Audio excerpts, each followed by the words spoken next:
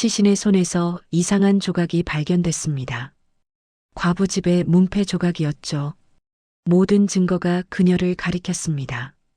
칼끝에서 나온 피까지 그녀의 집에서 나왔습니다. 하지만 이상했습니다. 그 피는 사람 피가 아니었습니다. 그리고 시신 손에 문패 조각 칼로 정교하게 잘라붙인 흔적이 있었죠. 과부를 범인으로 만든 건마을에서 가장 믿었던 사람이었습니다. 이제 진짜 범인을 밝혀봅시다. 이야기를 시작하기 전에 구독과 좋아요를 눌러주시면 영상 만드는데 큰 힘이 될 거예요. 안녕하세요. 저는 정희연이라고 합니다. 몰락한 역관의 서자로 태어나 지금은 깊은 산골에서 홀로 살아가고 있죠. 아버지는 저를 이곳에 버리고 떠났습니다. 제가 6살 때였어요.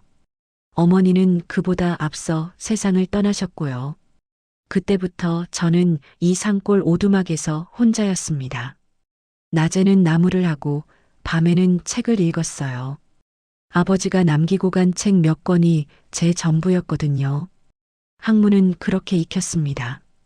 누가 가르쳐 준 건 아니에요. 글자를 하나하나 짚어가며 뜻을 새기고 문장을 외웠죠. 밤이 깊도록 촛불을 켜고 책장을 넘기던 날들이 많았습니다. 그러다 보니 어느새 사서삼경을 꿰뚫게 되었어요. 하지만 그게 무슨 소용이었을까요? 서자는 과거도 볼 수 없었습니다. 아무리 글을 잘 읽어도 아무리 경전을 외워도 제게 허락된 길은 없었어요. 그날도 그랬습니다. 보름에 한 번씩 장에 나가는 날이었거든요. 나무를 팔아 쌀을 사고 기름을 사고 그렇게 한 달을 버텨야 했어요. 옷은 누더기였습니다. 기운 자리가 또 기운 자리 위에 덧대어져 있었죠. 신발은 집신이었고 그마저도 헤어져서 발가락이 다 보였어요. 장터는 사람들로 붐볐습니다. 저는 구석진 자리에 자리를 폈어요. 나물 몇 단을 펼쳐놓고 지나가는 사람들을 기다렸죠. 그런데 그때였습니다. 관복을 입은 관리 몇 명이 장터를 지나가고 있었어요. 저는 고개를 숙였습니다. 눈에 띄지 않으려고요. 그런데 그들 중 한 명이 제 앞에 멈춰 섰어요. 이게 뭐야? 거지가 장에 나와 있네. 목소리가 차갑게 내려왔습니다. 저는 더 깊이 고개를 숙였어요. 저는 나무를 팔러 나왔습니다. 나물? 이런 누더기 차림으로? 다른 관리 하나가 비웃으며 말했습니다. 아니, 요새는 거지도 장사를 하나 보네. 꼴이 말이 아니군. 사람들이 하나둘 모여들기 시작했어요. 그들의 시선이 제게 쏟아졌습니다. 저는 얼굴이 화끈거렸어요. 서자라고 들었는데요. 누군가 속삭이는 소리가 들렸습니다. 서자 주제에 글을 읽는다던데. 뭐? 서자가 글을? 관리 한 명이 코웃음을 쳤습니다. 서자 주제에 글을 읽는다는 게 가당키나 하냐? 분수를 알아야지. 그 말이 가슴을 찢었습니다. 칼로 베이는 것보다 아팠어요. 꺼져. 당장 여기서 사라지지 못할까? 저는 떨리는 손으로 나무를 주워 담았습니다. 사람들의 비웃음 속에서 저는 장터를 빠져나왔어요. 발이 떨렸습니다. 눈물이 났지만 참았죠. 산길을 걸어 오두막으로 돌아왔습니다. 해가 지고 있었어요. 달빛이 오두막을 비추기 시작했습니다. 저는 그 달빛 아래 주저앉아 한참을 울었어요. 산길을 내려오는데 다리에 힘이 풀렸습니다. 아침부터 아무것도 먹지 못했거든요. 장에서 쫓겨나는 바람에 쌀도 사지 못했어요. 앞이 흐려지기 시작했습니다. 그때 저 앞에 초가집 한 채가 보였어요. 연기가 피어오르고 있었죠. 사람이 사는 집이었습니다. 저는 비틀거리며 그 집 앞까지 갔어요. 대문을 두드릴 힘도 없어서 그냥 그 자리에 주저앉고 말았습니다. 얼마나 지났을까요? 누군가 제 어깨를 흔드는 게 느껴졌어요. 여보세요. 괜찮으세요? 여자의 목소리였습니다. 저는 간신히 눈을 떴어요. 30 초반쯤 되어 보이는 여인이 제 앞에 쪼그리고 앉아 있었습니다. 얼굴은 수수했지만 눈빛이 따뜻했어요. 일어나실 수 있겠어요? 저는 고개를 끄덕였습니다. 여인이 제 팔을 잡아 일으켜 세웠어요. 그렇게 저는 그 집 안으로 들어갔습니다. 방은 작고 소박했어요. 하지만 깨끗하게 정돈되어 있었죠. 여인은 저를 방바닥에 앉히고는 부엌으로 들어갔습니다. 잠시 후 따뜻한 물 한 그릇을 들고 왔어요. 우선 이거라도 드세요. 저는 두 손으로 받아 마셨습니다. 목구멍으로 따뜻함이 스며들었어요. 그제야 정신이 조금 돌아왔습니다. 고맙습니다. 여인은 아무 말 없이 미소를 지었어요. 그리고 다시 부엌으로 들어갔죠. 불 지피는 소리가 들렸습니다. 밥을 짓는 것 같았어요. 저는 방 안을 둘러봤습니다. 벽에는 남자 옷 한 벌이 걸려 있었어요. 하지만 먼지가 쌓여 있었죠. 오래된 것 같았습니다. 방구석에는 바느질 도구들이 놓여 있었고요. 한참 후 여인이 밥상을 들고 왔습니다. 보리밥과 된장국, 그리고 나물 몇 가지였어요. 소박했지만 제게는 진수성찬이었습니다. 드세요. 많지는 않지만요. 정말 감사합니다. 그런데 저는 낯선 사람인데 이렇게까지 해주시다니요. 여인이 잠시 망설이더니 말했습니다. 괜찮아요. 혼자 사는 집이라 조용하거든요. 가끔은 이렇게 누군가와 밥을 나누는 것도 좋죠. 그 말에 제 가슴이 뭉클해졌습니다. 저는 고개를 숙이고 밥을 먹었어요. 눈물이 날 것 같았거든요. 밥을 다 먹고 나니 여인이 물었습니다. 어디서 오시는 길이세요? 장에서 돌아오는 길이었습니다. 그런데 왜 이렇게 기운이 없으셨어요? 저는 대답하지 못했습니다. 장에서 있었던 일을 말하기가 부끄러웠거든요. 여인은 더 묻지 않았어요. 그저 조용히 말했죠.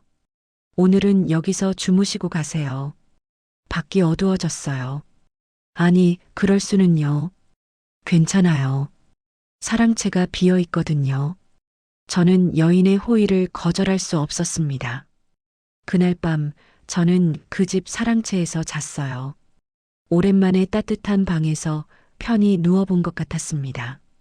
잠이 오지 않아 창밖을 내다봤어요. 달빛이 마당을 비추고 있었죠. 그때 여인이 밖으로 나오는 게 보였습니다. 장독대 쪽으로 걸어가더니 뒤편에 무언가를 숨기는 것 같았어요. 달빛에 반짝이는 게 보였습니다. 은빛이었죠. 순간 소름이 돋았습니다. 하지만 저는 모른 척 했어요. 여인은 다시 안으로 들어갔고요. 그날 밤 저는 잠을 설쳤습니다. 여인의 친절이 고마우면서도 한편으로는 뭔가 불안했거든요. 그 은빛 물건이 무엇이었을까? 왜 그렇게 숨겨두는 걸까? 그리고 혼자 사는 과부가 왜 낯선 남자를 이렇게 쉽게 들였을까? 새벽녘 저는 조용히 집을 나왔습니다. 여인에게 인사도 하지 못했어요. 그냥 발걸음을 옮겼죠. 돌아보니 그 초가집이 아득히 멀어지고 있었습니다. 가슴 한쪽이 무거웠어요. 은혜를 입었는데 제대로 된 감사도 전하지 못했거든요. 하지만 동시에 더 깊은 슬픔이 밀려왔습니다. 저 같은 사람에게 베푸는 친절이 얼마나 귀한 것인지 알기 때문이었죠. 산길을 걸으며 저는 생각했습니다. 저 여인도 혼자 살고 있구나. 저처럼 세상에서 버려진 사람일지도 모르겠다고요. 며칠 후 저는 다시 장에 나갔습니다. 이번에는 나무를 해다가 팔려고 했어요. 장터에 들어서자마자 이상한 분위기가 느껴졌습니다. 사람들이 수군거리고 있었거든요. 들었어? 광부가 은광에서 죽었대. 맞아. 머리를 맞아 죽었다던데. 저는 귀를 기울였습니다. 사람들의 이야기가 계속 들려왔어요. 범인이 아직 안 잡혔다며? 그러게 말이야. 무서워서 어떻게 살아. 장터 한쪽에서는 포졸들이 서 있었습니다. 사람들에게 뭔가를 물어보고 있었어요. 저는 조용히 자리를 잡고 나무를 펼쳐 놓았죠.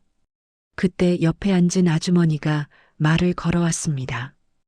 요새 세상이 무섭지 않아요? 네, 그런 것 같습니다. 그런데 말이에요. 더 이상한 게 있어요. 아주머니가 목소리를 낮췄습니다. 죽은 사람 손에 뭔가 쥐어져 있었대요. 나무 조각이었는데 문패 같은 거였다나 봐요. 제 심장이 철렁했습니다. 문패요? 응. 그게 누구 집 문패인지 알아내려고 관에서 난리래요. 저는 더 이상 듣지 못했습니다. 머릿속이 하얘졌거든요. 문득 그날 밤이 떠올랐어요. 을란의 집 장독대 뒤에 숨겨진 그 은빛 물건. 그게 혹시 은장도였을까요? 며칠이 지났습니다. 소문은 점점 더 구체적으로 변해갔어요. 이번에는 아예 이름까지 거론되기 시작했습니다. 산골에 사는 과부 을란이 의심받는데, 뭐, 그 여자? 응, 죽은 사람이 을란집 문패 조각을 쥐고 있었다잖아. 저는 귀를 의심했습니다. 을란, 그 여인이었어요. 저에게 밥을 주고 재워준 바로 그 사람이었죠. 근데 그 여자 남편도 죽지 않았어? 맞아. 몇 년 전에 말이야. 혹시 그때도? 사람들의 속삭임이 점점 더 커졌습니다. 저는 가만히 있을 수가 없었어요. 그날 저녁 관아 근처를 지나가는데 이방이 나오는 게 보였습니다. 최간노라는 사람이었어요. 마을에서 악명 높은 인물이었죠. 최간노는 몇몇 사람들과 이야기를 나누고 있었습니다. 그 여자 남편 죽을 때도 수상했다니까. 갑자기 병으로 죽었다고 하는데 누가 믿겠어? 정말 그 여자가 죽인 건가요? 확실한 건 아니지. 하지만 의심은 가지. 2번이나 남자가 죽었으니 말이야. 최간노의 목소리는 낮았지만 또렷했습니다. 일부러 사람들이 듣게 하는 것 같았어요. 그 여자 조심해야 해. 혼자 사는 과부가 왜 그렇게 돈이 많겠어? 다 수상한 일이지.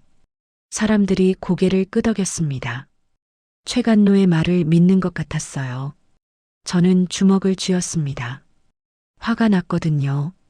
하지만 동시에 두려웠습니다. 제가 그날 밤 을란의 집에 있었다는 걸 아무도 모르거든요. 만약 나서서 그녀를 변호한다면 저도 의심받을 수 있었어요. 며칠 후 관아에서 을란을 잡아들였다는 소문이 돌았습니다. 신문을 받는다고 했어요. 사람들은 이제 확신하듯 말했습니다. 역시 그 여자였구나. 남편 죽이고 이번엔 광부까지 죽였어. 무섭다 무서워. 저는 견딜 수가 없었습니다. 그날 밤 저는 을란의 집으로 갔어요. 집은 텅 비어 있었습니다.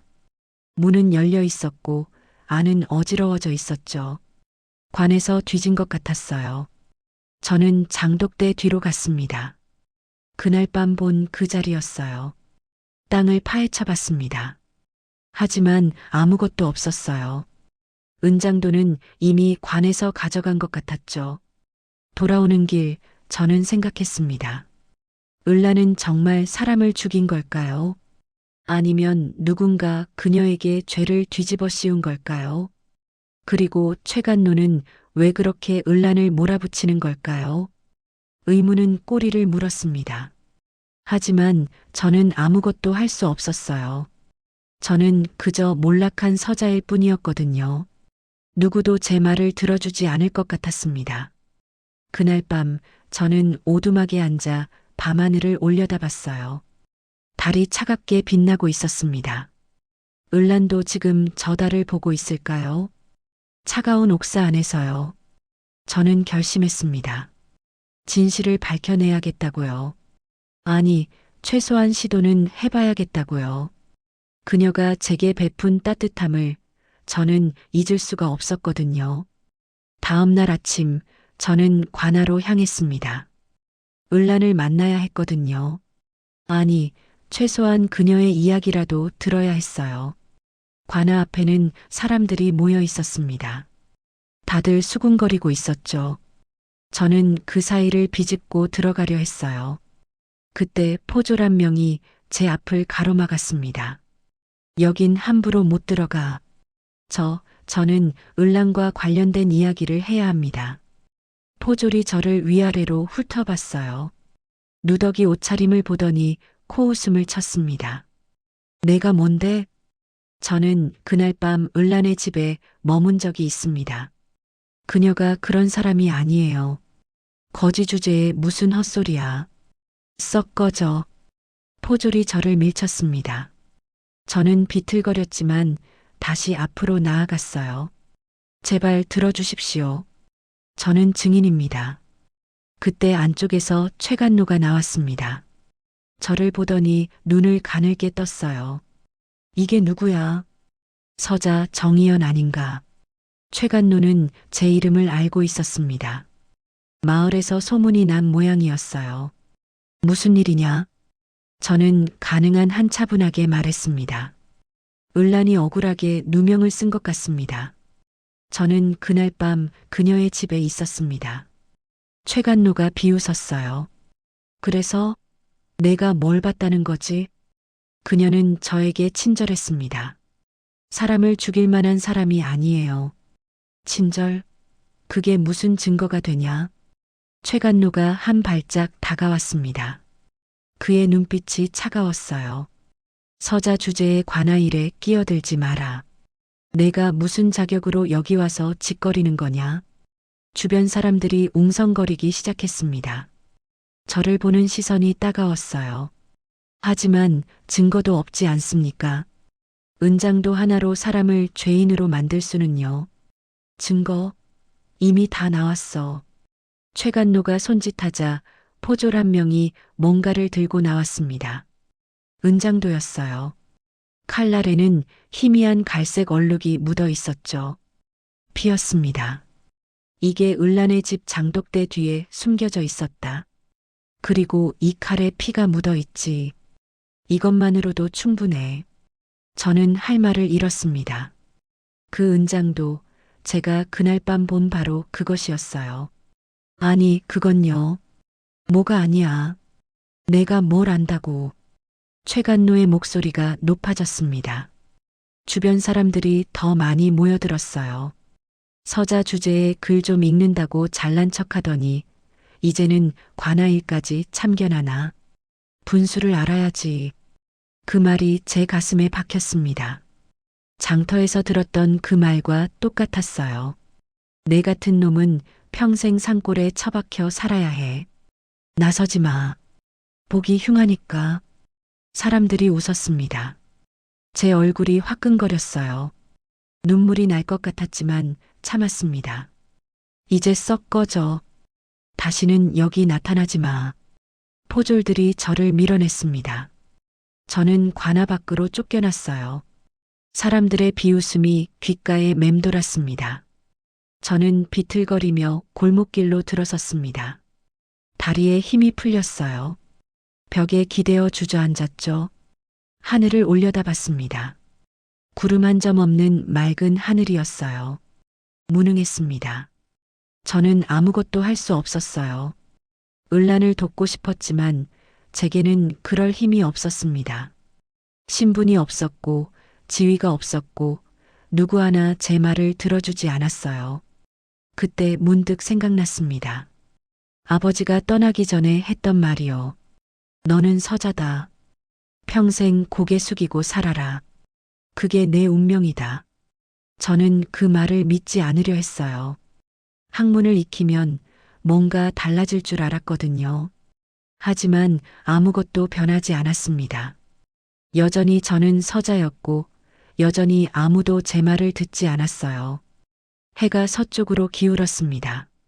저는 천천히 일어났어요. 산길을 걸어 오두막으로 돌아갔습니다. 발걸음이 무겁게 느껴졌어요. 오두막에 도착했을 때는 이미 어두워져 있었습니다.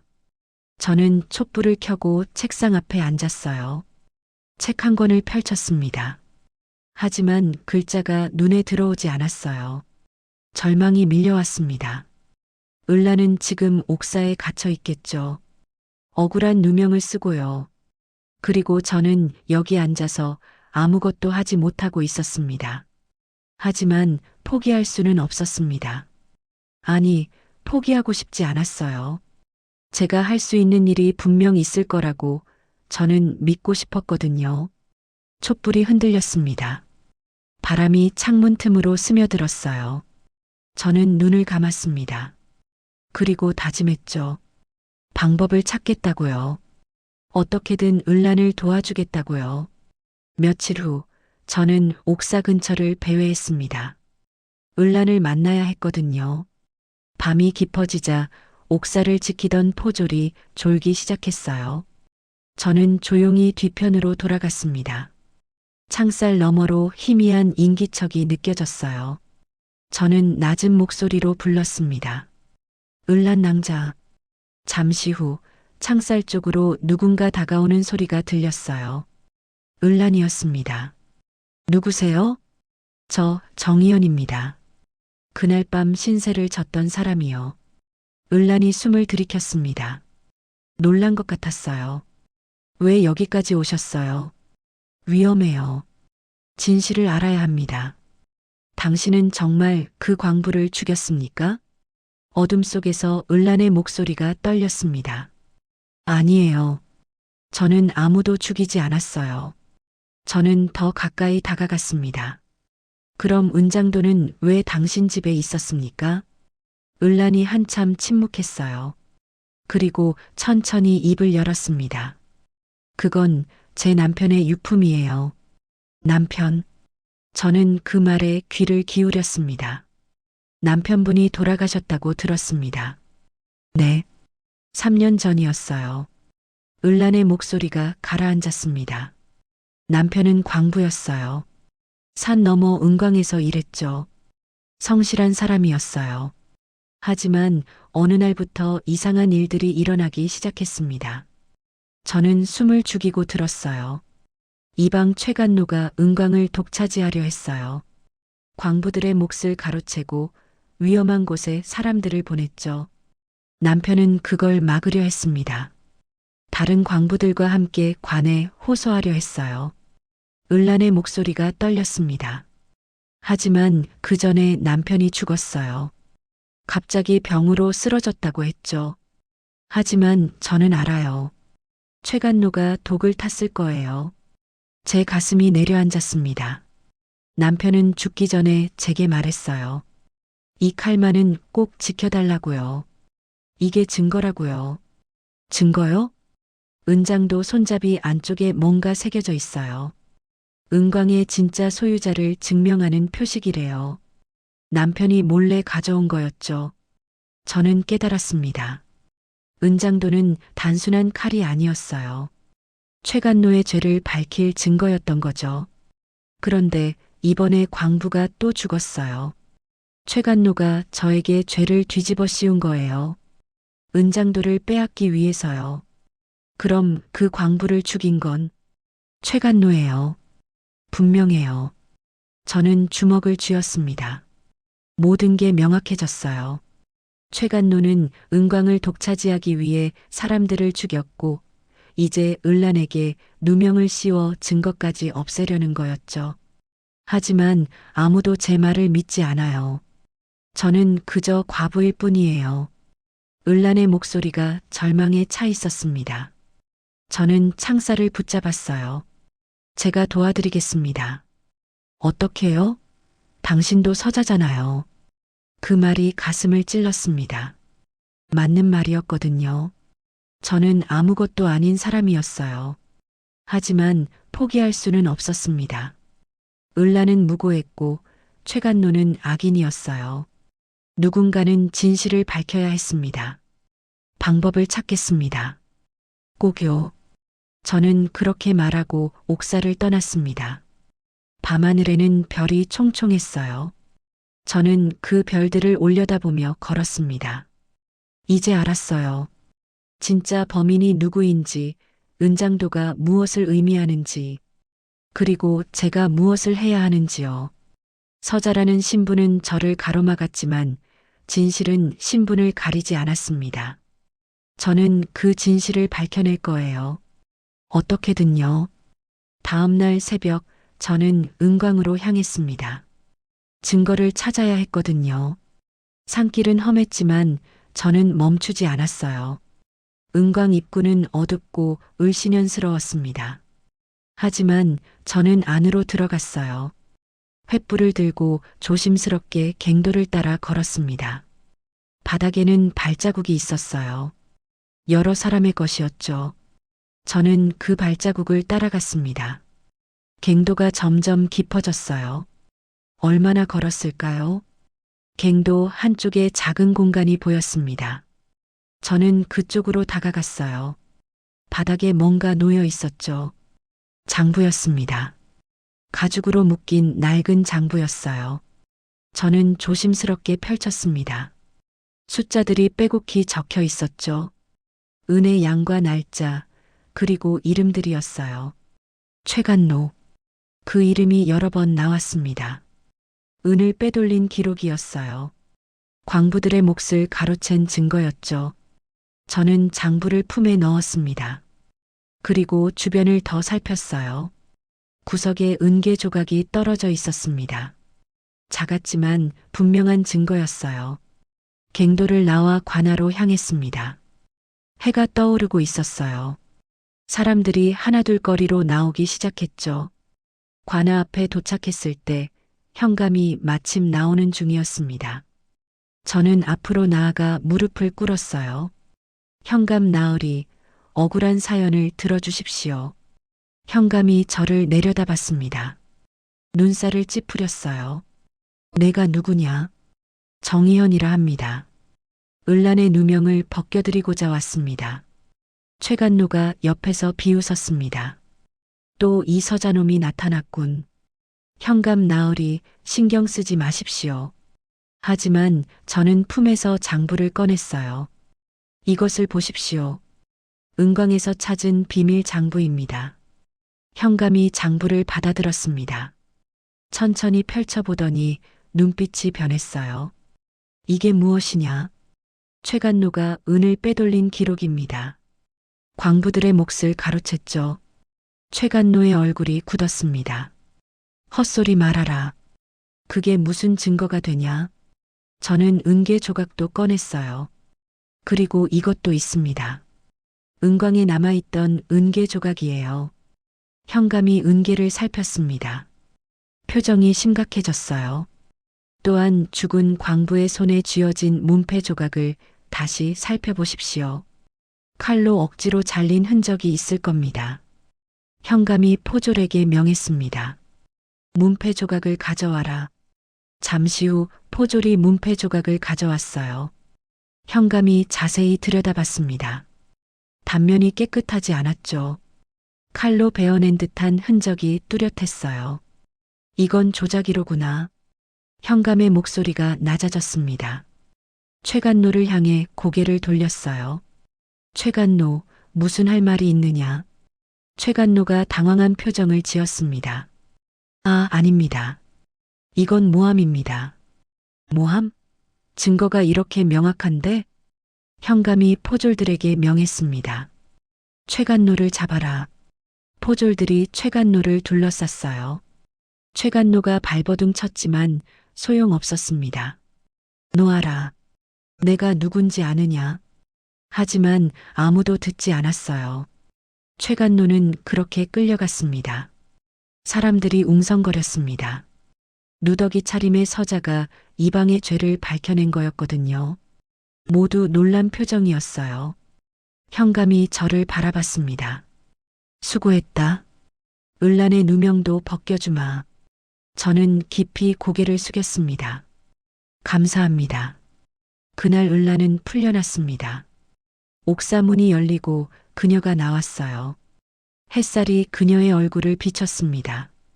저는 멀리서 그 모습을 지켜봤어요.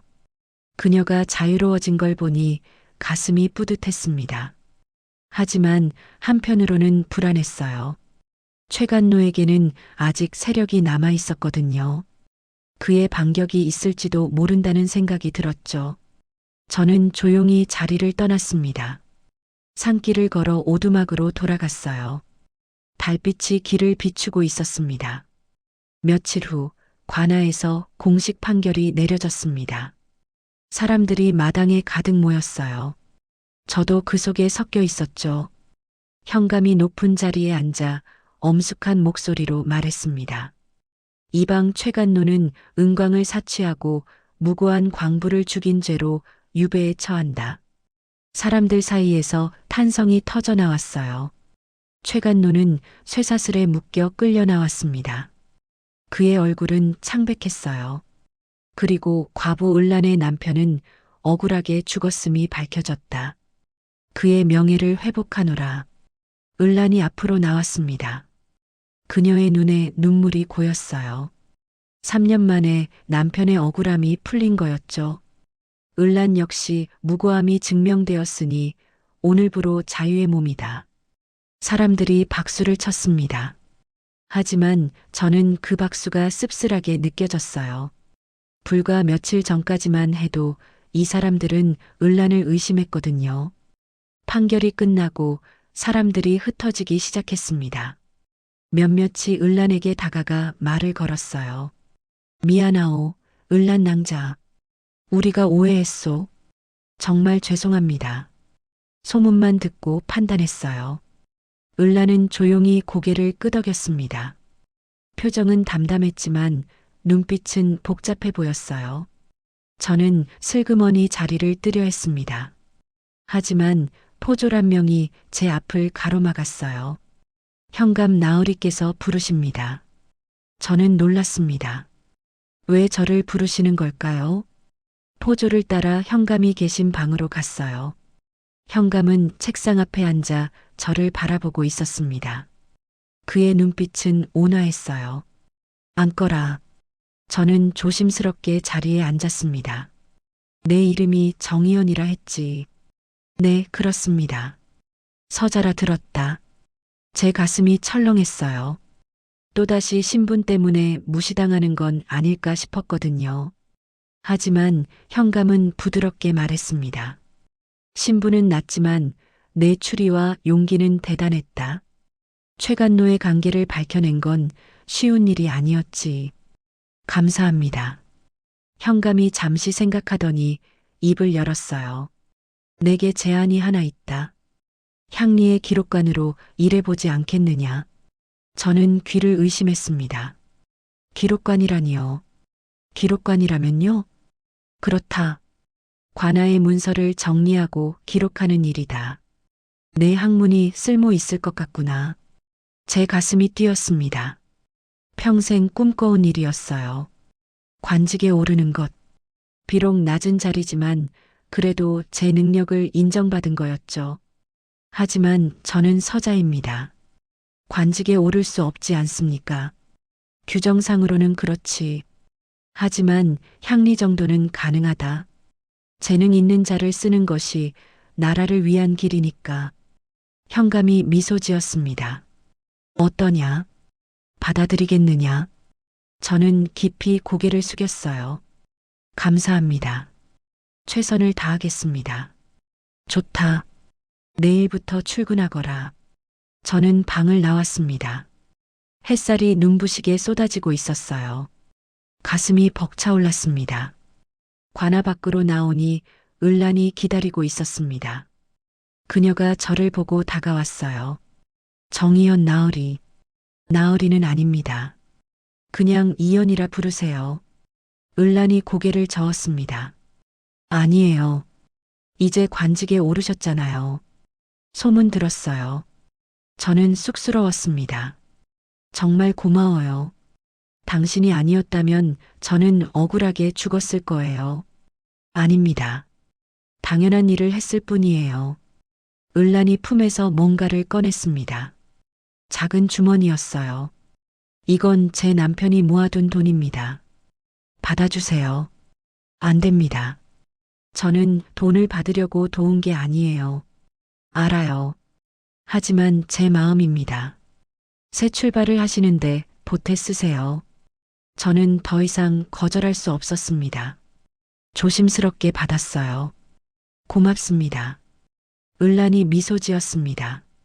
처음 보는 환한 미소였어요. 행복하세요, 이연 나으리. 그녀는 그렇게 말하고 돌아섰습니다. 저는 그녀의 뒷모습을 바라봤어요. 산길로 사라지는 그 모습이 평온해 보였습니다. 저도 발걸음을 옮겼습니다. 오두막이 아니라 마을 쪽으로요. 이제 저는 새로운 삶을 시작하게 되었거든요. 해가 서쪽으로 기울고 있었습니다. 하늘은 붉게 물들었어요. 아름다운 저녁이었죠. 하지만 마음 한구석에는 여전히 불안이 남아 있었습니다. 최간노는 유배를 갔지만 그에게 붙어있던 세력들은 어디 갔을까요? 그들이 저를 가만히 둘까요? 저는 고개를 저었습니다. 지금은 그런 생각 말자고요. 오늘은 기쁜 날이었으니까요. 발걸음이 가벼웠습니다. 새로운 시작이 저를 기다리고 있었어요. 며칠이 지났습니다.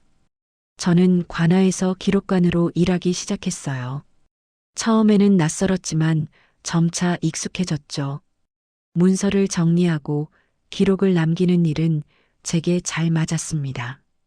어느 날 저녁 일을 마치고 나오는데 을란이 관아 앞에서 기다리고 있었어요.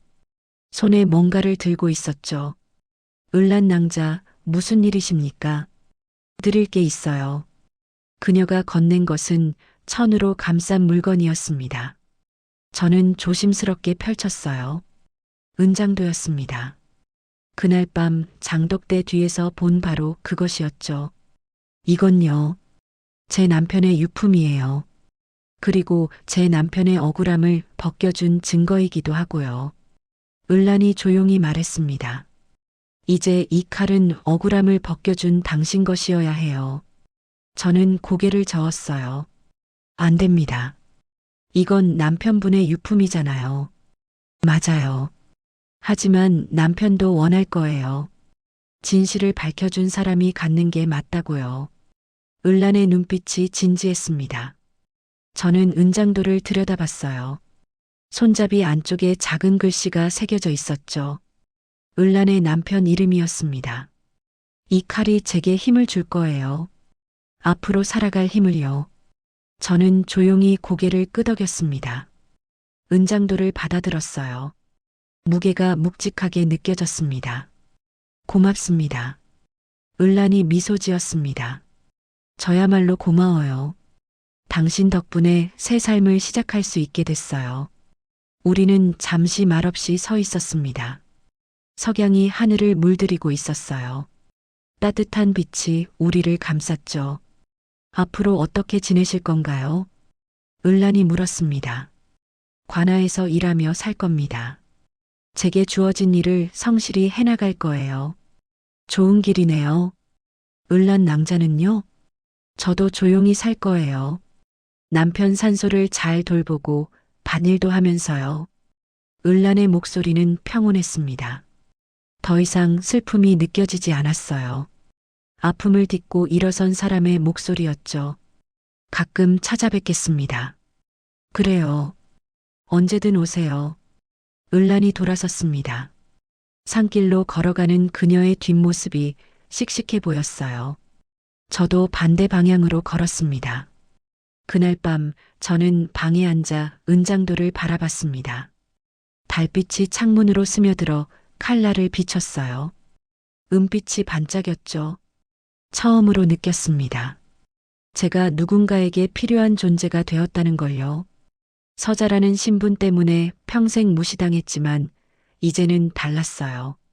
제 능력으로 누군가를 도왔고 인정받았거든요. 가슴이 뜨거워졌습니다. 눈물이 날 것 같았지만 참았어요. 이제는 울지 않기로 했거든요. 창밖을 내다봤습니다. 마을에 불빛이 하나둘 켜지고 있었어요. 저도 이제 저 마을의 일원이구나 싶었습니다. 세월이 흘렀습니다. 저와 을란은 가끔 만나 이야기를 나눴어요. 서로의 아픔을 보듬으며 조용히 새로운 삶을 이어갔죠. 마을 사람들은 훗날 이 이야기를 전했습니다. 장터에서, 우물가에서 사람들이 모이는 곳이면 어디서나요? 달빛 아래에서 진심을 품은 칼은 사람의 운명을 바꾼다더라. 그 말을 들을 때마다 저는 미소 지었습니다. 그날 밤 달빛 아래에서 시작된 모든 것들이 떠올랐거든요. 인생은 신분으로 결정되지 않았습니다. 진심과 용기로 만들어지는 거였어요. 저는 그걸 배웠습니다. 그리고 지금도 믿고 있습니다. 누구든 새로운 시작을 할 수 있다고요. 달빛이 비추는 한 희망은 언제나 있다고요. 그럼 오늘 이야기는 여기까지입니다. 영상을 시청해주신 모든 분들 고맙습니다. 이 영상으로 오늘 하루도 더 행복하고 건강하시길 기원합니다. 지금까지 은빛 이야기였습니다. 구독과 좋아요 부탁드립니다. 감사합니다.